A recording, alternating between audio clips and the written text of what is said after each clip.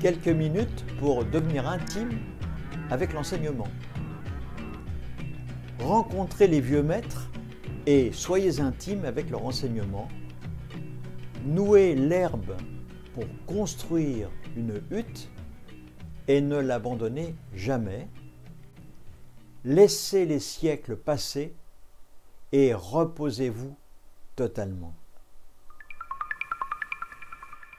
Le Bouddha historique, le Bouddha Sakyamuni,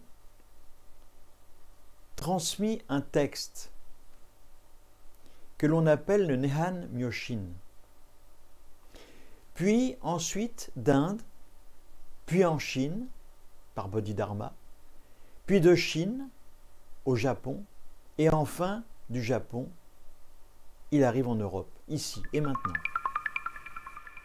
Devenir intime avec les enseignements des anciens maîtres, c'est devenir intime avec cette unique vérité. C'est cela rencontrer les anciens maîtres. C'est cela devenir intime avec leurs enseignements. La méditation zazen permet cette symbiose, cette relation toute particulière aux enseignements dont nous avons hérité de nos anciens maîtres.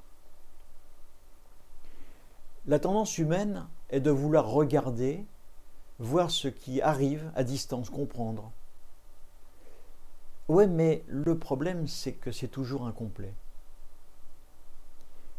Laissons notre vie s'inscrire totalement dans le cursus de notre pratique. Il ne s'agit pas de fermer la porte en se contentant de regarder par le trou de la serrure, comme le ferait un voyeur. Ne pas s'engager, simplement regarder, n'est certainement pas la vraie pratique. Cela n'est pas la voie.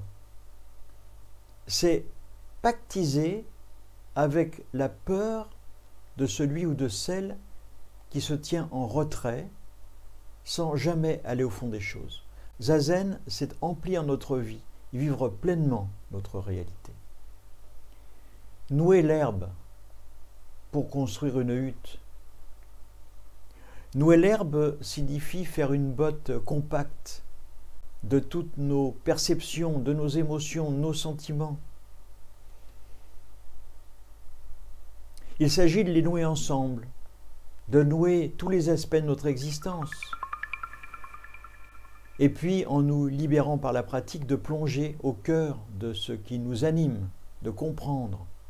Comprendre encore et puis tout oublier, laisser passer. Non, la pratique de la méditation n'est pas facile. Juste la posture, mais c'est la chose la plus haute, la plus élevée, sans mélange, totalement pure. C'est pour ceux qui pratiquent le Shobogenzo, Nihon Myoshin, le trésor de la vraie loi, le merveilleux trésor du nirvana. Non, ce n'est pas facile. C'est comme dans le deuxième koan zen. Le maître dit à son disciple, « Tu vois ce mât de bambou? Eh bien, monte jusqu'en haut, puis, arrivé en haut, s'il te plaît, fais un pas de plus. » Alors le disciple répond, « Maître, non, je ne peux pas, je vais tomber, je vais me casser le cou. Pourquoi me demandez-vous cela ?» Le disciple voit la peur. Il est paralysé. Le disciple ne peut plus avancer. C'est pareil pour la pratique. Lassitude et peur qui constituent le terreau de l'abandon. C'est la pratique sans fin qui signifie faire toujours un pas de plus, même plus haut, tout en haut du mât de bambou. Que l'on ait peur, que l'on soit effrayé ou découragé, faisons tout de même ce pas de plus. N'abandonnons jamais cette hutte qui se construit en ce moment. Consolidons-la quotidiennement.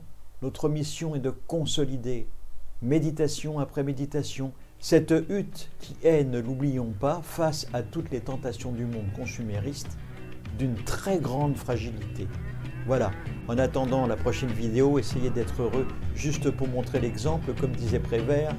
À très bientôt.